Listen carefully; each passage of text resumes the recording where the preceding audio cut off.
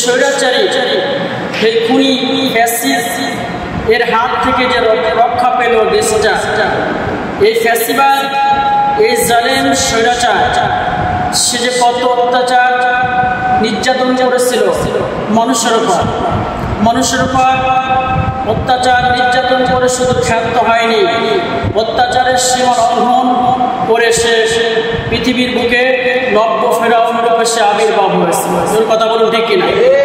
সেই ফেরাউন আল্লাহ রাব্বুল আলামিন এই পৃথিবীতে যত ফেরাউন পাঠিয়েছিলেন, যারা জুলুম করেছিল সমস্ত ফেরাউনরা কিন্তু বিদায় নিয়েছে। তো এই ফেরাউন যখন বাংলার জমিনে যার কয়েকদিন আগেও যার দাপট ছিল, এমন একটা সময় এমন একটা মুহূর্ত আমরা পার করছিলাম যে একটা কথা বললেও সমস্যা, কথা বললে বা বাইরে বের হলেই আপনার বাক স্বাধীনতা আছে, আপনি কথা বলবেন, কিন্তু কথা বললে আপনি গুমের শিকার হয়ে যাবেন, কথা বললে আপনি গুমের শিকার হয়ে যাবেন।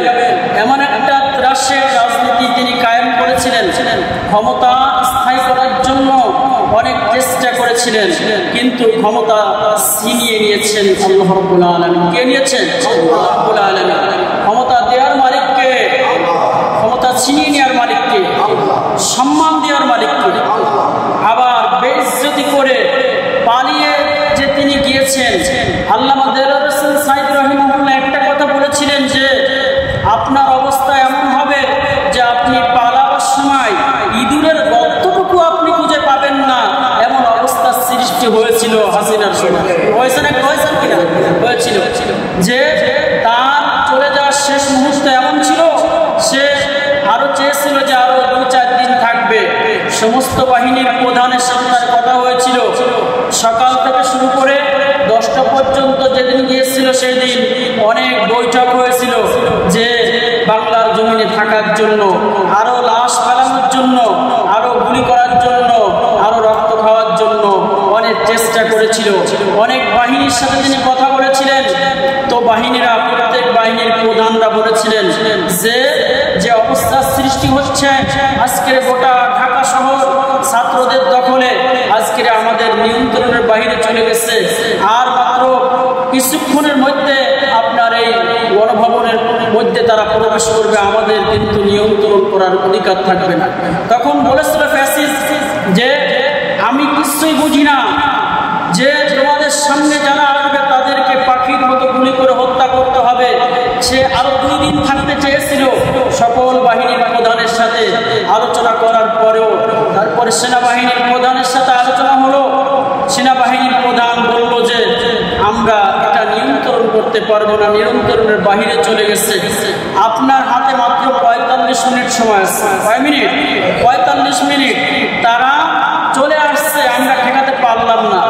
আপনি 45 মিনিটের মধ্যে কি নেবেন, কি করবেন, কিভাবে আপনি যাবেন, এটা আমরা জানি না। আপনি অতি তাড়াতাড়ি 45-50 মিনিটের মধ্যে আপনি আপনার প্রস্তুতিটা নিয়ে নিন।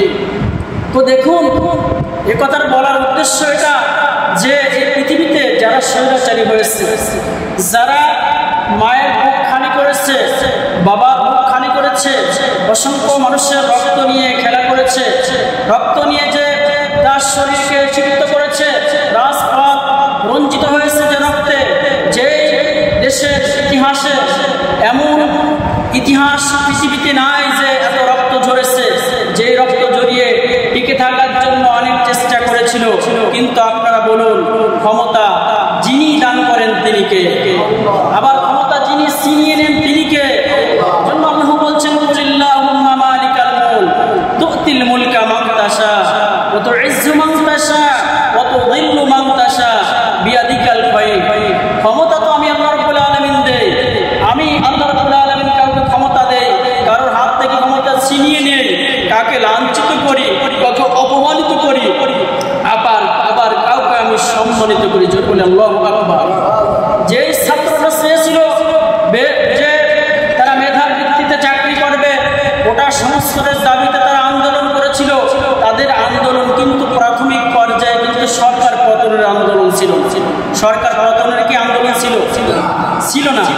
কিন্তু যখন দাবি করেছিল যে আমাদের এই দাবিগুলো মানতে হবে, তাদের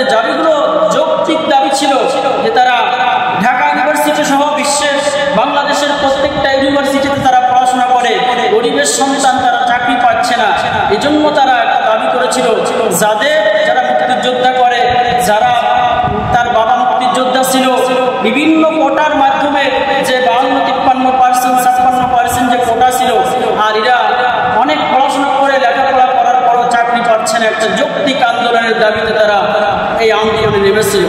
তো যখন দেখলো যে এই আন্দোলনটা তীব্র থেকে তীব্র হচ্ছে, তখন গুলি করা শুরু করলো। কি করলো? গুলি করা শুরু করলো। শহীদ আবু সাঈদ যখন মারা গেল, এভাবে করে যখন কয়েকজন ভাই শাহাদাত বরণ করলো, তখন এই আন্দোলনটা আর কিন্তু কোটা সংস্কারের আন্দোলনে পরিণত ছিল না। তখন তারা বলল যে আমরা এই রক্তের বদলা নিব, এই খুনি ফ্যাসিবাদের বিরুদ্ধে আমাদের আন্দোলন এক দফা আন্দোলন। কয় দফা? এক দফা আন্দোলন, পদত্যাগ। এই সে আন্দোলন আল্লাহ রাব্বুল আলামিন বাংলাদেশের ইতিহাসে আমাদের যুবক ভাইরা বিজয় অর্জন ছিনিয়ে এনেছেন। এদেশের আপামার জনতার বিভিন্ন রাজনৈতিক দলের যখন যারা আন্দোলন করেছেন এই 15-17 বছর ধরে, কিন্তু তারা আন্দোলনে কিন্তু কোনো ফলপ্রসূ ভালো ফল পায়নি।